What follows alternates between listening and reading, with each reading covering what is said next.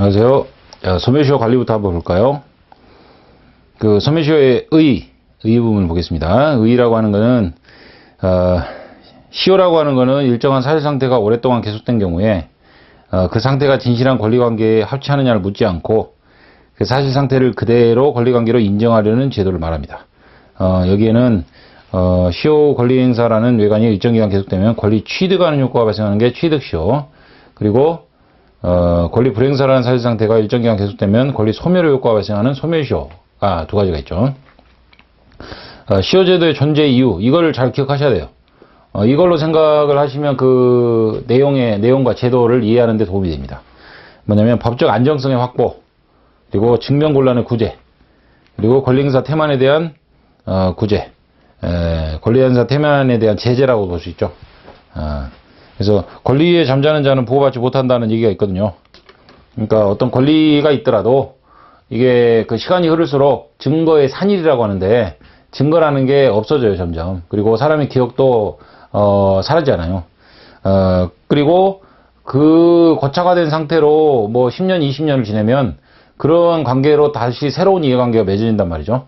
그러면 그 법적 안정성도 나중에 이걸 깨버리면 불안해질 수 있잖아요.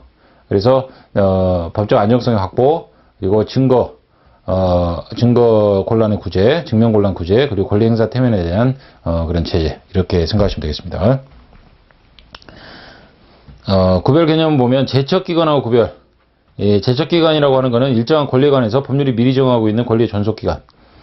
인데 이 소멸시효와 제척기간의 비교 있죠? 이게 거의 매년 나오죠. 매년 나와요. 빈출입니다. 빈출.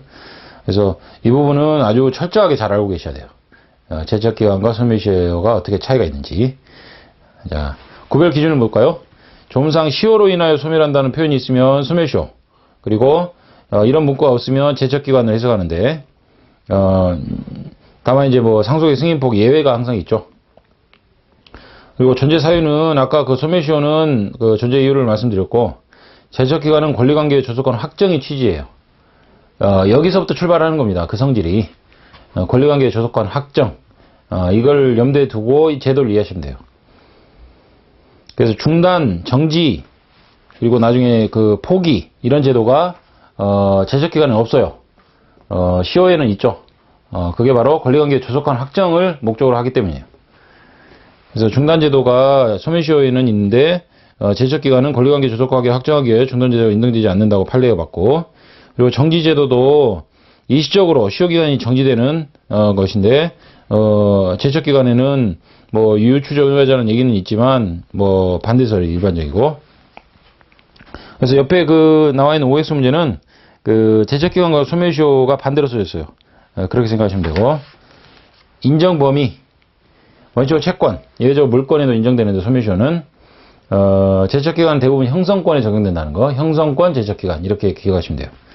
입증 책임은 소멸시효 완성을 주장하는 자, 채무자가 부담하는데, 이 제척기간은 권리자가 아직 제척기간이 경과하지 않은 사실을 입증해야 되죠.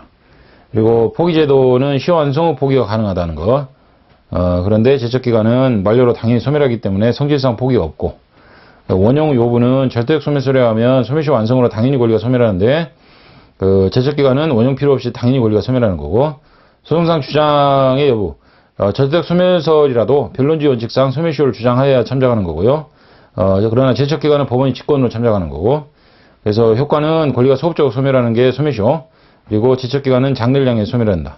그래서 소멸시효와 제척기간은 권리가 소멸이 소급 적용된다는 점에 공통된다? 아니죠. 소멸시효만 그렇죠. 제척기간은 장래를 향해 소멸.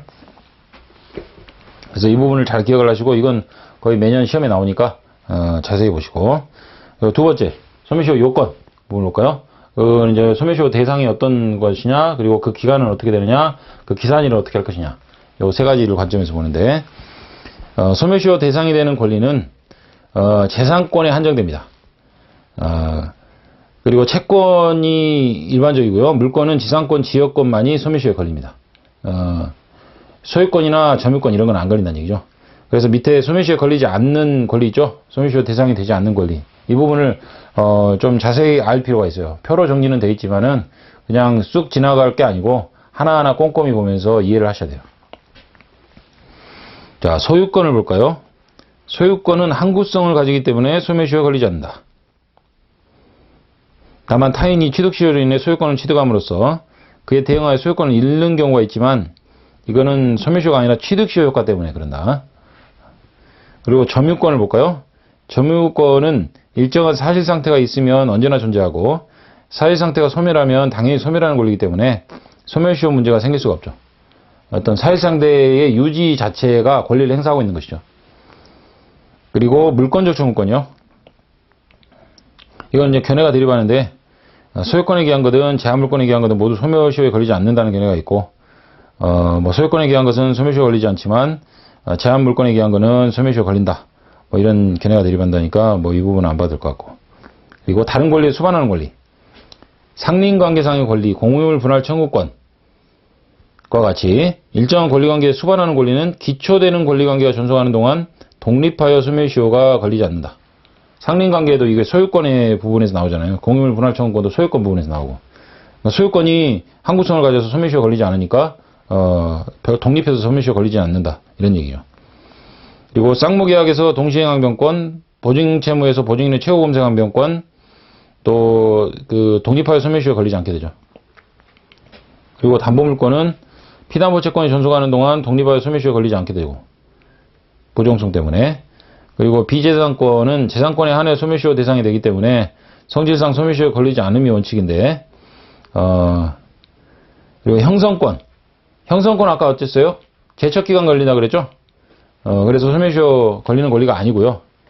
그래서 통속을 판례는 형성권의 존속기간이 있으면 그 존속기간 정해진 대로 하고 정해지지 않으면 10년의 제척기간이 적용된다고 합니다. 그리고 부동산의 매수인에 대하여 가지는 등기청구권.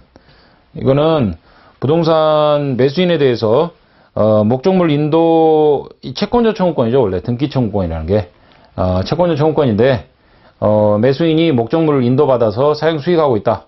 그러면 권리를 행사하고 있는 거잖아요. 소멸시효의 기산점은 권리를 행사할 수 있는 때로부터 진행하거든요. 그렇기 때문에 소멸시효에 걸리지 않게 되겠죠. 왜냐하면 목적물 인도받아서 내가 권리를 행사하고 있잖아요. 그러니까 기산되지 않는 겁니다. 소멸시효가. 그렇게 생각하시면 되고요. 권리 행사설이라고 하는데